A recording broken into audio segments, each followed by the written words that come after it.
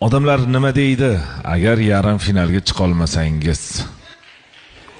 Begzat aka ham rep boshlabdi. Odamlar nima deydi? Sekin. Assalomu alaykum. Va alaykum assalom. Konstaga yaxshimisiz? Menimcha konsta emas, massa bo'lsa kerak. Mobil lola oldida-da.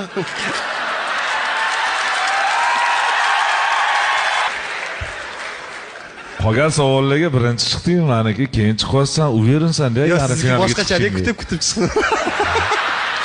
Ta'zilisdan. Chiqa olmaslik degan narsa yo'q. Sizni savolingiz sal murakkabroq, o'shani chuqur o'ylamasak. Rahmat.